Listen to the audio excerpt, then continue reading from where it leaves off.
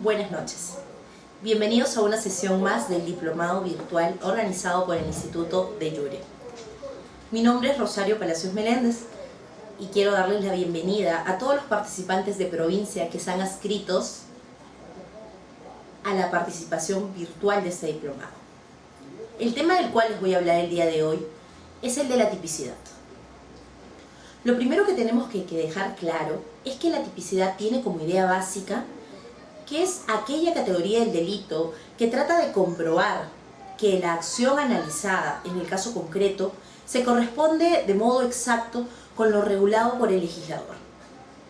Así tenemos que la tipicidad como categoría conceptual va a establecer una relación de correspondencia entre el mundo fáctico, el hecho imputado, y la norma imperativa, que se define como un deber de actuar o de omitir.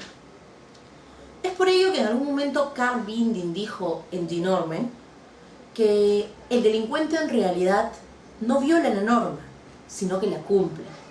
Porque la norma jurídico-penal contiene mandatos, no contiene prohibiciones. Porque ¿qué dice la norma? Por ejemplo, en el homicidio simple, dice, el que mata a otro. No dice, está prohibido matar. Es una idea que subyace a la norma. Pero en realidad el tipo penal lo que hace es describir la conducta que va a ser de alguna forma adecuada a este.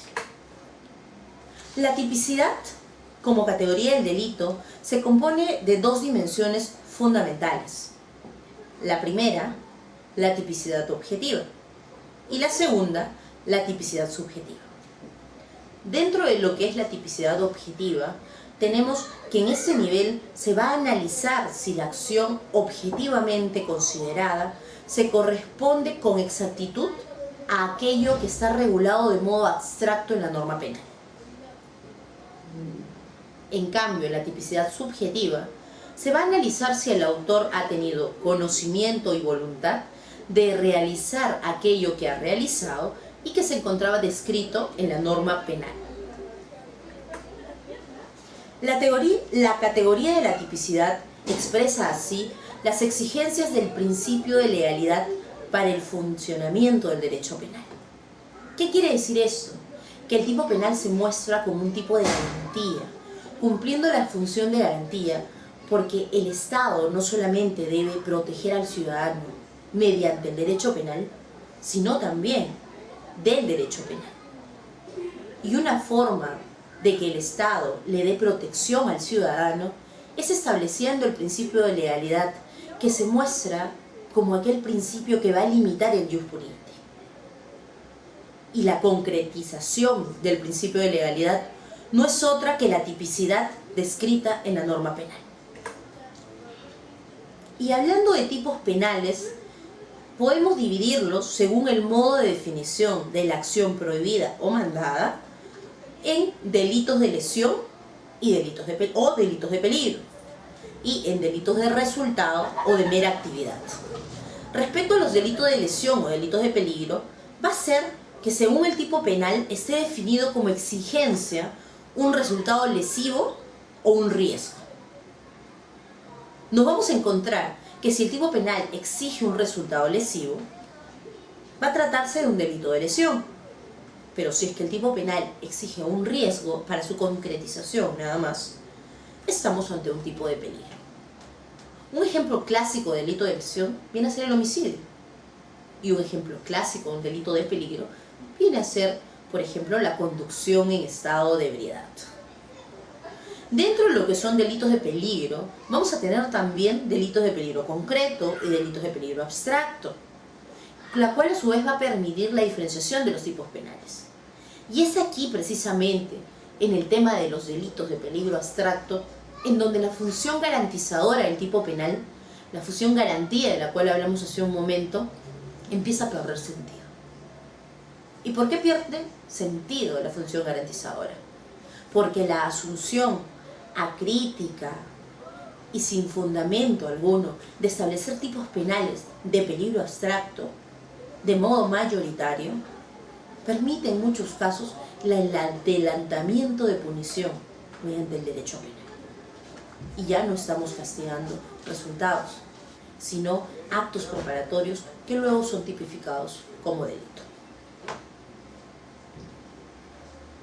Dentro de la segunda categoría, de los que son delitos de resultado o delitos de mera actividad, vamos a encontrar que respecto al primer caso, a los delitos de resultado, va a señalarse que es dependiendo de que si es verificable una acción independiente del resultado o ya el mismo desarrollo de la acción implica en su forma contemporánea el resultado lesivo. Un ejemplo clásico de delito de resultado viene a serlo el delito de homicidio, porque podemos separar espacio-temporalmente la acción de matar del resultado muerte. En cambio, en un delito de mera actividad, como lo es, por ejemplo, la violación sexual, difícilmente podemos separar que el acto de mantener relaciones sexuales pueda tener un inicio y un resultado, sino que hay un desarrollo contemporáneo de ambos actos. Habiendo revisado ya la diferenciación, vamos a dejar claro qué cosa yo debo verificar en el momento de la tipicidad. Se dice mucho y se habla mucho acerca de la imputación objetiva dentro de la categoría de la tipicidad. Sin embargo, la imputación objetiva no es lo único comprobable o que se tiene que comprobar para afirmar la imputación objetiva. Así tenemos que, por ejemplo, debemos comprobar los elementos especiales de la autoría.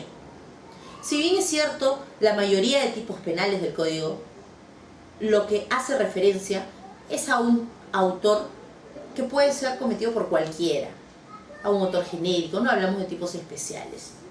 En los casos, por ejemplo, el que, ¿no? El que mata a otro, el que induce error, el que se apropia. Vemos aquí que no tenemos una categoría especial o un elemento especial de la autoría que requiera ser comprobada previamente.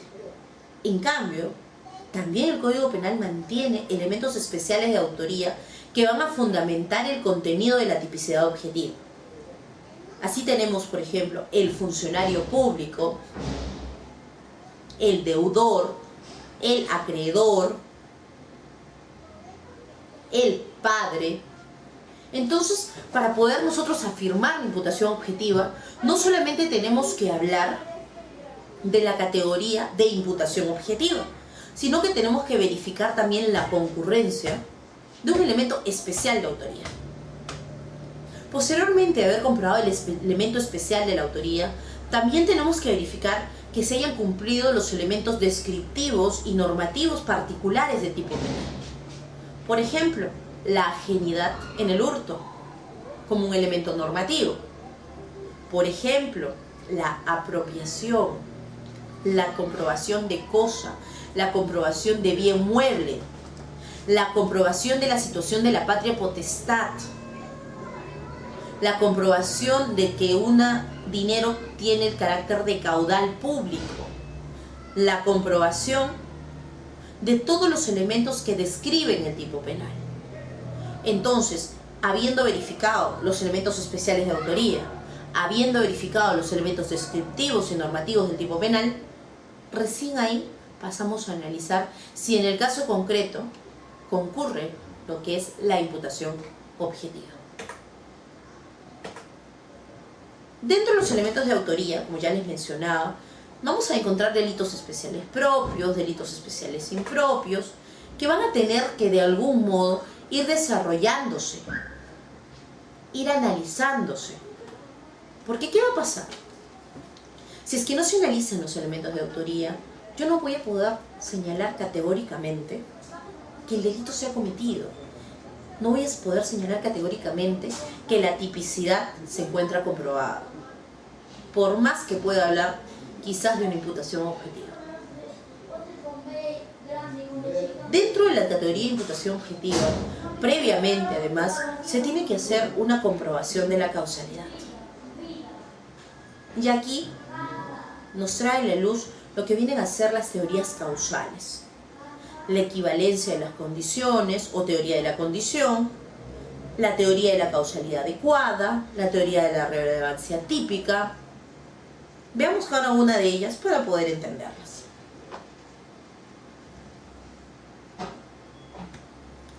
La teoría de la equivalencia de condiciones, o teoría de la condición, fue introducida por Gleiser y desarrollado por von Bury.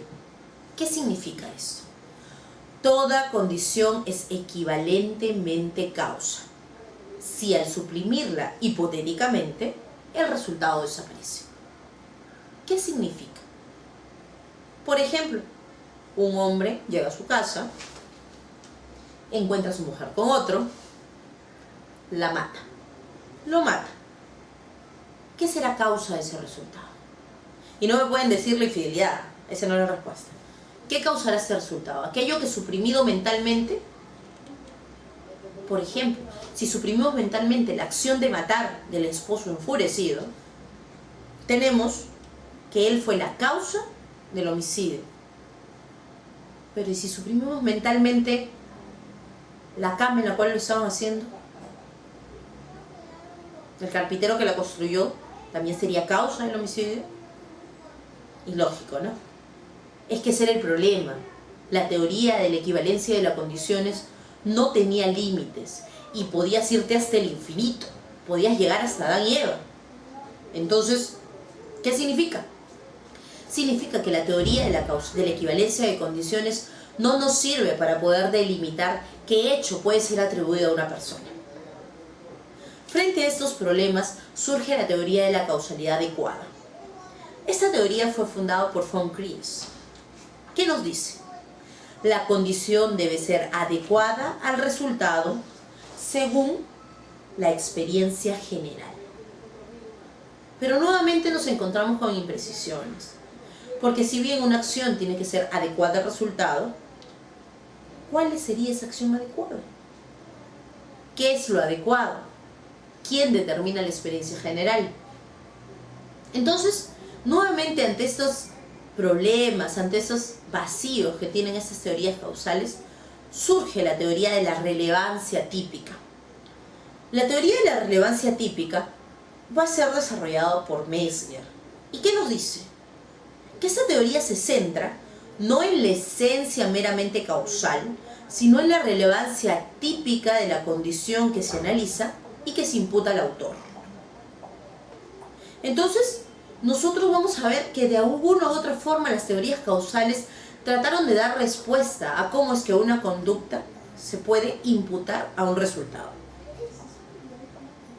Perdón, como un resultado puede imputarse a una conducta. Ahí es que nace la teoría de la imputación objetiva. La teoría de la imputación objetiva nace como un criterio límite, nace como un factor de atribución. Y esa teoría de la imputación objetiva tiene dos vertientes dentro de lo que es el funcionalismo. En el funcionalismo moderado o el funcionalismo de Roxin, como es conocido, la teoría de la imputación objetiva tiene un contenido y alcance diferente al que tiene la teoría de la imputación objetiva de Jacobs.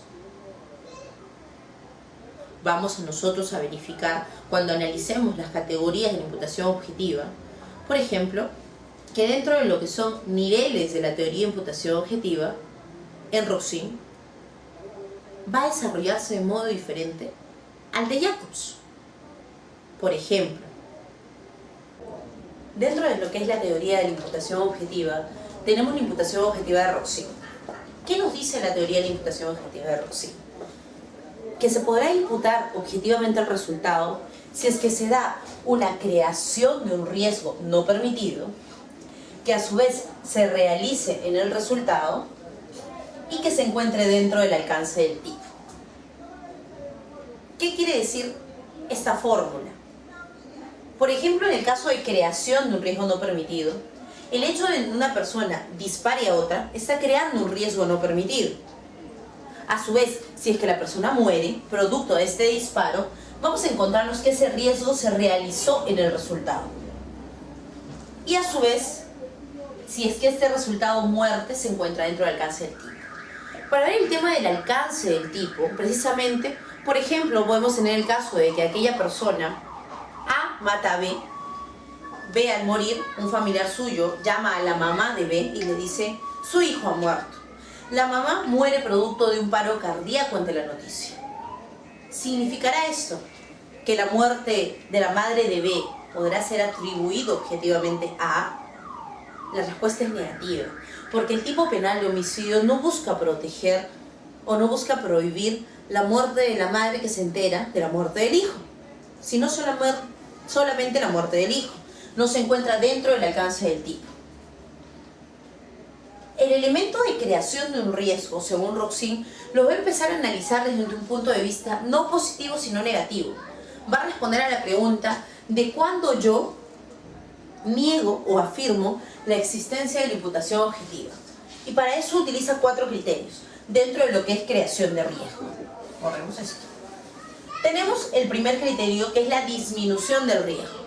¿Cómo raciona Roxin?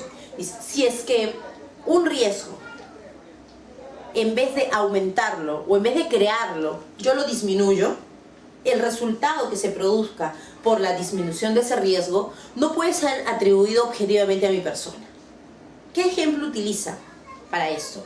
Utiliza el ejemplo de la piedra que está cayendo en la cabeza de alguien y yo al verlo, para que no le caiga en la cabeza, lo empujo. Y en vez de caer en la cabeza, le cae en el brazo y lo lesiona. La pregunta es, ¿el resultado de lesión se podrá imputar objetivamente a la persona que empujó y evitó que le caiga en la cabeza? La respuesta es negativa, en base al criterio de que se ha disminuido el riesgo. ¿Ok? Entonces, vamos a ver que como primer criterio la disminución del riesgo trae como resultado que yo no puedo imputar objetivamente ese resultado a la persona que disminuyó el riesgo. El segundo criterio que trae Roxin es el referido a la falta de creación de un riesgo. Y este criterio está encaminado a excluir la imputación de resultados que se deriven de incitar a realizar cualquier actividad normal y jurídicamente irrelevante. Acá viene a colación el típico caso de la tormenta. Aquel sobrino que tiene un tío que es rico y que con la esperanza de que le caiga un rayo y lo mate, lo incita a que se vaya de paseo siempre por el bosque. Hasta que un día, ¡oh, sorpresa! Efectivamente, llega un rayo y mata al tío. ¿Podrá imputarse el resultado muerte del sobrino porque lo incitó a que pasee por el bosque? Roxin nos dice que no. ¿Por qué? Porque hay falta de creación de un riesgo.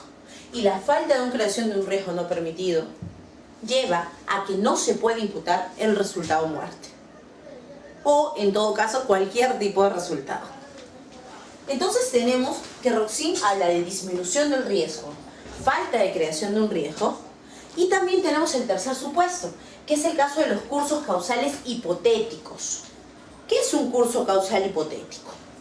Significa que la imputación de un hecho no puede poder excluirse porque estuviese dispuesto un autor sustitutivo, que en caso de fallar el agente hubiese asumido el hecho. ¿Qué significa? Que los daños a los bienes jurídicos son punibles si no los ampara una causa de justificación expresa. Entonces, acá este criterio como que Roxin lo tiene medio complicado. Roxin no lo trata de explicar bien, porque está ya un poco confundiendo el tema de la tipicidad con la antijuricidad. Va a ser entonces el cuarto criterio el que va a determinar la creación de un riesgo se dé o no se dé en el caso concreto. ¿Por qué? Porque aquí nos habla del riesgo permitido. Cuando nos encontremos ante un riesgo permitido, y que va a ser el concepto en el cual de alguna u otra forma coincide con Jacobs, va a ser el riesgo permitido. ¿Qué significa? Que si nos encontramos ante un riesgo permitido, no puedo imputar el resultado que se derive de ese riesgo permitido. ¿Por qué? Porque hay muchos casos en los cuales el autor crea un riesgo. Manejar es un riesgo, pero es un riesgo jurídicamente relevante, no prohibido, un riesgo permitido. Aquella conducta que crea un riesgo jurídicamente relevante, pero que de modo general, independientemente del caso concreto, se encuentra permitido. Eso, a diferencia de las causas de justificación, va a excluir la imputación objetiva. Porque ¿qué sucede si es que se crea un riesgo que en el hecho concreto se permite? Significa que yo lo voy a excluir a nivel de antijuridicidad y no a nivel de tipicidad. A nivel de tipicidad lo que se excluye es porque se crea un riesgo permitido. Por ejemplo, la conducción automovilística respetuosa de las normas de tránsito. A diferencia del momento de creación, ¿qué va a significar si yo compruebo que se ha creado un resultado? Que yo voy a poder imputar el hecho aún en grado de tentativa.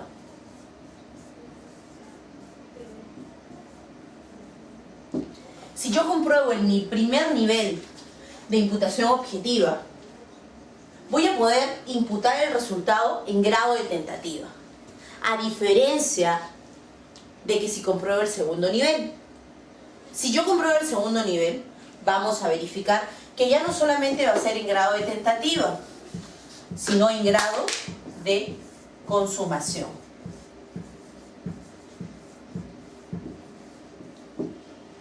Y ya no estamos hablando de creación, sino de la realización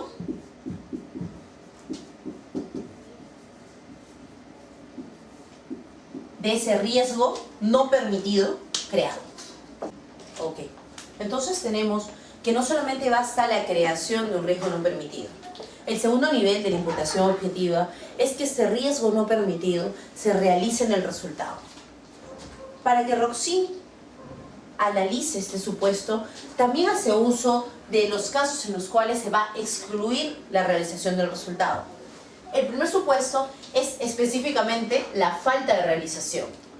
El ejemplo que Roxin nos pone es el caso en el cual uno dispara a otro, pero esta persona no muere producto del disparo, sino que muere cuando está siendo trasladado en la ambulancia que lo lleva al hospital. ¿Qué va a significar?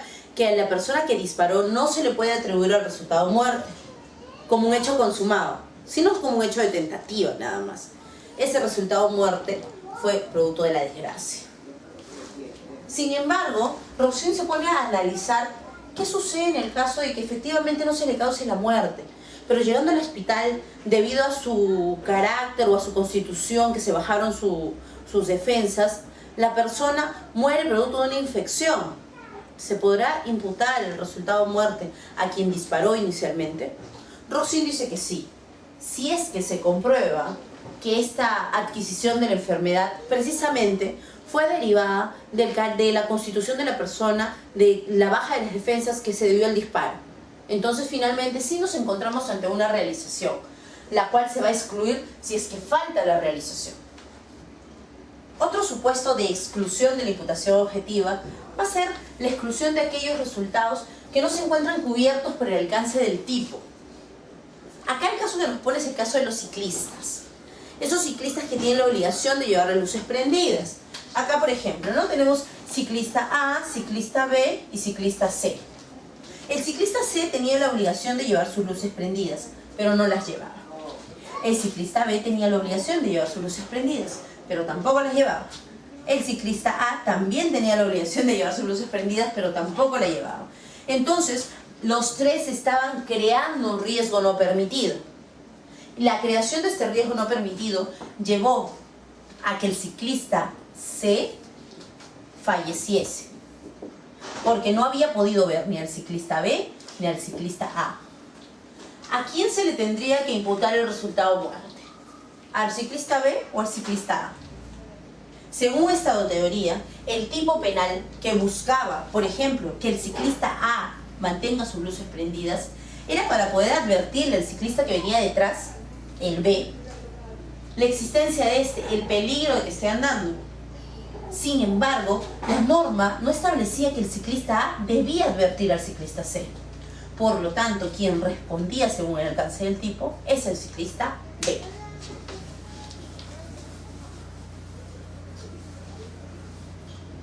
El tercer supuesto de exclusión de la imputación objetiva es el de la conducta alternativa conforme a derecho. ¿Qué sucede acá? Viene el problema de si se debe o no imputar un resultado cuando mediante una conducta alternativa conforme al derecho, el mismo hubiera sido evitado. por lo menos probable o posiblemente. En estos casos es obligada la imputación porque se ha superado el riesgo permitido. ¿Por qué? Por ejemplo, ahí toco en el caso del ciclista ebrio, que estaba andando y había una prohibición para el que manejaba el camión de que tenía que tener una distancia de unos 3 metros del ciclista. Pero este ciclista estaba ebrio.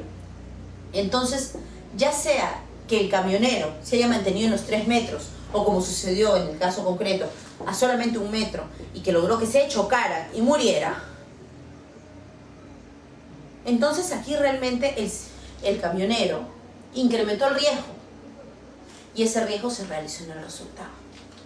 Una conducta alternativa conforme a derecho quizás hubiese permitido que el ciclista no muriera. Quizás, posible o no posiblemente.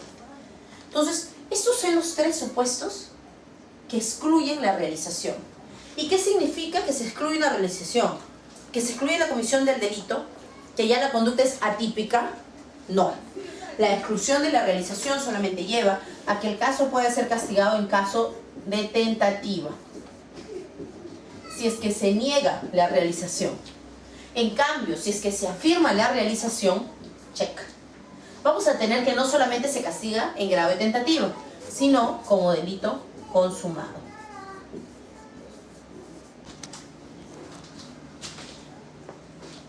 El tercer nivel de la imputación objetiva, desarrollado por Roxin, es el referido al alcance del tipo. ¿Qué nos dice ese nivel? Nos dice que con la realización de un peligro no cubierto por el riesgo permitido, se da por regla general la imputación al tipo objetivo. Es decir, la comprobación del primer y el segundo nivel ya nos bastaría en principio para nosotros afirmar que el resultado acaecido puede ser imputado al sujeto que lo realizó. Sin embargo, cada vez se impone más la opinión de que pese a ello, en el caso concreto, aún puede fracasar la imputación en el que al alcance del tipo, el fin de protección de la norma típica, o sea, por ejemplo, la prohibición de matar, la prohibición de lesionar, no abarca resultados de la clase de los producidos, en el que tipo no está destinado a impedir tales resultados. En este caso, Roxin nos pone 3 supuestos. El primero, referido a la cooperación en la autopuesta de peligro dolosa. En este caso, el agente no solamente se pone en riesgo, sino que solamente coopera a que otro se ponga en riesgo. Y ese otro se autopone en riesgo dolosamente. Por ejemplo, se aconseja a otro que atraviese un hielo quebradizo y este, consciente del peligro, va al hielo. Si ese hielo se rompe y se muere, la persona que aconsejó podrá imputarse el resultado de muerte, a pesar de que creó un riesgo no permitido. Ese riesgo no permitido se realizó en el resultado. Sin embargo, el alcance de la norma penal de no matar no está referido a cubrir ese resultado de muerte. También, por ejemplo, cuando A y B llevan una competencia de competición de motos, estando ambos bebidos, pero en grado todavía de plena imputabilidad. Durante la carrera, B sufre un accidente mortal por su propia culpa. Aquí hay una autopuesta en peligro doloso, pero esta autopuesta en peligro dolosa fue en grado de cooperación. La persona que coopere en la autopuesta de peligro dolosa no podrá responder ni se le podrá imputar el resultado de muerte. El segundo criterio es el referido a la puesta en peligro de un tercero aceptada por este. Acá lo determinante va a ser que el tercero acepte su propio resultado. Por ejemplo, el acompañante que conmina al conductor a que vaya a una velocidad excesiva, pisa, ¿no? Y a consecuencia de ello se produce un accidente en el que muere el acompañante. Otro ejemplo, el pasajero que insiste en atravesar un río en medio de la tempestad y muere el pasajero. No se podrá imputar ni al que manejó el carro en el primer ejemplo, ni al que manejó el bote en el segundo. ¿Por qué? Porque la puesta en peligro de un tercero aceptado por este es un criterio que excluye el alcance del tipo. Al excluir el alcance del tipo, va a excluir la imputación objetiva. El tercer criterio es la atribución a la esfera de la responsabilidad ajena. Aquí te pone el caso del camión detenido por una patrulla que luego resulta embestido. Como vemos, Roxin trata de realizar y de explicar su teoría de la imputación objetiva a través de 3 niveles. El primer nivel, como ya lo vimos, estamos recapitulando, es el referido a la creación de un riesgo no permitido. El segundo nivel, referido a que este riesgo no permitido debería realizarse en el resultado. Y el tercero, con el cual ya afirmamos completamente la imputación objetiva del resultado, es que ese resultado se halla dentro del alcance del tipo penal. Toda esa doctrina de la imputación objetiva de Roxin tiene su base en el funcionalismo que él está explicando. Tiene su base en la función de protección de bienes jurídicos. Ahora, vamos a analizar la doctrina de la imputación objetiva desde el punto de vista de Günther Jacobs. La teoría de la imputación objetiva desde el punto de vista de Jacobs merece ser atendida en un espacio quizás más particular. Debido a la premura del tiempo, ya nos quedan solo 9 minutos, vamos a tratar de hacer un resumen muy ajustado acerca de lo que menciona Jacobs para los criterios de imputación objetiva. Lo primero que tenemos que decir respecto a la teoría de Jacobs es que él empieza su libro, ¿no?, el libro de imputación objetiva en el derecho penal, señalando el caso del pecado original. Y a quien, por ejemplo, se le atribuye el resultado de haber pecado, ¿no? A Eva, a Adán, la serpiente. Y eso le lleva a responderse de que frente a un hecho delictivo o frente a un resultado dañoso, lo que se puede analizar es que o bien se le atribuye a un autor, a un tercero, este también puede ser atribuible a la conducta de la propia víctima e incluso puede ser a título de desgracia. Con lo cual, la imputación del resultado no necesariamente tiene que ser atribuida a un tercero. Entonces, tenemos que Jacobs habla de 2 niveles de imputación: la imputación objetiva del comportamiento y la imputación objetiva del resultado. Dentro de lo que es la imputación objetiva del comportamiento, Jacobs nos establece 4 instituciones: la institución del riesgo permitido, la institución de la prohibición de regreso y la institución del principio de confianza, terminando con la institución de la competencia de la víctima. A continuación, vamos a desarrollar cada uno de ellos. Lo primero que nos dice Jacobs al momento de analizar las categorías con las cuales lleva a la práctica toda su fundamentación dogmática previa es que existe un riesgo permitido. ¿Qué sucede? Que por la propia configuración de la sociedad es imposible que no existan riesgos que la propia sociedad o la propia configuración de esta permitan. Por ejemplo, el manejar, el salir incluso de tu propia casa, ya crea en ti un riesgo. Y ese riesgo no necesariamente va a traer como consecuencia que se te impute un resultado delictivo. ¿Qué va a significar? Por ejemplo, que van a haber actos que se encuentran totalmente permitidos. Para ellos, por ejemplo, qué normas regulan cómo debo construir un carro, qué normas regulan cómo debe construirse un avión, qué normas regulan cómo debe conducirse un médico dentro de su praxis. Y cuando me refiero a norma, no me refiero a la norma escrita necesariamente, porque por ejemplo la lex artis del médico, que no es una norma escrita, va a determinar qué paso debe seguir alguien para establecer que me encuentro en un riesgo permitido. Es necesario, incluso para la protección de los bienes jurídicos, que se permitan riesgos, que se permitan para el desarrollo de la sociedad. Y si yo cometo un acto, pero ese acto trae como resultado quizás una muerte, si yo me encuentro en el riesgo permitido, si es que he cumplido mi rol social, entonces yo no puedo ser pasible de una atribución del resultado. No solamente el riesgo permitido figura en Jacobs como una categoría de la imputación objetiva. También tenemos como categoría de la imputación objetiva a la prohibición de regreso. La prohibición de regreso va a permitir delimitar los ámbitos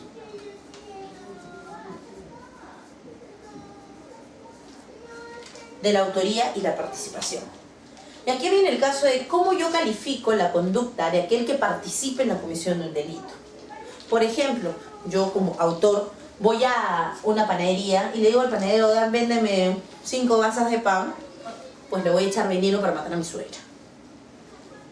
Responderá el panadero, el dependiente que me vende el pan: por la muerte de mi suegra, aún sabiendo mi contenido y mi intención delictiva?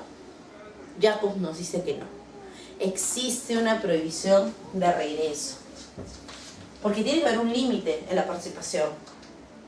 Porque el tercero no puede tener responsabilidad por cómo configura delictivamente una conducta neutral el autor.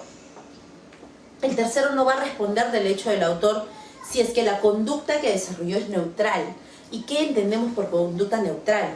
Entendemos aquella que se encuentra en el rol, aquella que cumple, por ejemplo, el caso del panadero que te vende el pan, al caso del taxista, que fue un caso que se presentó en la jurisprudencia nacional, que a pesar de colaborar con llevar al lugar del crimen a los imputados, finalmente fue absuelto, porque había cumplido simplemente su rol de taxista, a pesar de que fue quien llevó y sacó de la casa en la cual habían robado. Entonces vamos a darnos cuenta que no siempre toda participación va a traer un resultado o va a traer una atribución del resultado propiamente dicha, porque para Jacobs existe una prohibición de regreso. Asimismo, dentro de toda la configuración también se ve el tercer principio, que es el principio de confianza. ¿Qué significa? En el principio de confianza parte del hecho de que las conductas que se desarrollan diariamente son conductas anónimas. Y si es que yo quiero facilitar esas conductas anónimas y que la sociedad se desarrolle, yo tengo que confiar en el que actúa antes que yo y en el que va a actuar después de mí. ¿Cómo sería el caso si es que el médico que opera no podría confiar en el anestesista? ¿O no podría confiar en que después que realice la operación, quien se encargue de realizar la herida, se va a olvidar la gasa? Entonces, ¿en qué estamos? Vamos a paralizar la sociedad, dice Jacobs. Por lo tanto, aquel supuesto en el cual yo puedo confiar válidamente en el que actuó antes que yo y en el que actúa después de mí, implica que existe un principio de confianza. El principio de confianza también tiene sus excepciones, porque no siempre voy a poder confiar. Cuando nos encontramos ante una relación horizontal, yo voy a poder confiar válidamente. Este es el caso del médico con el anestesista.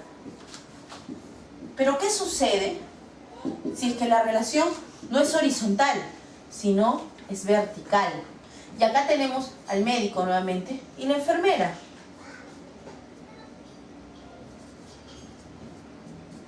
¿Podré confiar válidamente?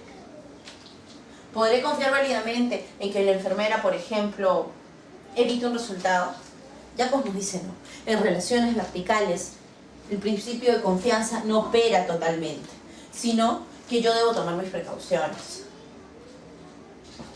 Tampoco opera el principio de confianza cuando la conducta de ese tercero es manifiestamente antijurídica. La cuarta institución que analiza Jacobs es la institución de la competencia de la víctima. ¿Qué sucede? Que como les decía al comienzo de la exposición, un hecho puede ser analizado desde varias perspectivas.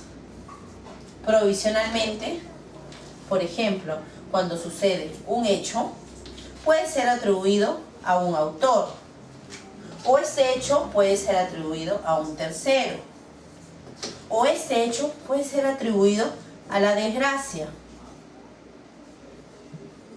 Y finalmente este hecho también va a poder ser atribuido a la víctima. ¿Por qué? Porque hay casos en que la víctima precisamente es quien configura el entorno delictivo. Hay casos en los cuales la víctima va a ser la determinante para poder configurar este escenario. Y Jacobs se dice que existe una competencia de la víctima. Y aquí les pongo un caso que en mi vida profesional pude ver. Una vez, una jefa de un almacén en el cual utilizaban un montacarga, en el cual solamente se tenía que utilizar para subir materiales, no personas. Por ahorrarse la fatiga de subir al cuarto piso, se sube al montacargas, sabiendo que estaba prohibido subir, sabiendo que su uso solamente estaba destinado a subir objetos. Se sube y ordena además que un tercero lo maniobre y le dice, llévame arriba, y machuca el botón para arriba. Pero luego dice, no, bájame, y machuca el botón de abajo. Y en ese sub y baja la máquina como que se malogró un poco. Entonces ella, para dar más instrucciones, saca la cabeza, pero en ese momento la máquina estaba subiendo y muere decapitada. El resultado de muerte se le podrá atribuir al gerente general de la empresa. ¿O es que existe acá una competencia de la víctima que dolosamente y con conocimiento se pone en peligro? Ya como nos dice que no todo resultado puede ser atribuido a un autor, que no todo resultado puede ser atribuido a un tercero o a la desgracia, sino también la víctima tiene deberes de autoprotección. Y esos deberes de autoprotección, si son violados, van a derivar a que existe una competencia de la víctima. Y la afirmación de una competencia de la víctima va a derivar en que se niegue la imputación objetiva y, en consecuencia, la conducta sea atípica. Como hemos podido ver entonces, Jacobs establece mediante estas 4 categorías los límites que existen en la imputación objetiva del comportamiento. Esta imputación objetiva, que de una u otra forma va a permitir que nosotros podemos comprobar que la conducta, que el resultado puede ser atribuiblemente objetiva a su autor. Bueno, espero que la charla haya sido de su interés. Felizmente ya vamos a tener oportunidad de interactuar un poco en el chat, en las conversaciones. Les agradezco que se hayan tomado el tiempo de escucharme. Y nuevamente sigan participando en el diplomado. Estoy ya en sus preguntas. Les quiero dejar en la pizarra mi correo electrónico. Espero que se pueda ver claro. Es charo-derecho94@hotmail.com. Cualquier duda, queja, comentario o murmuración puede ser llegado ahí. Muchas gracias.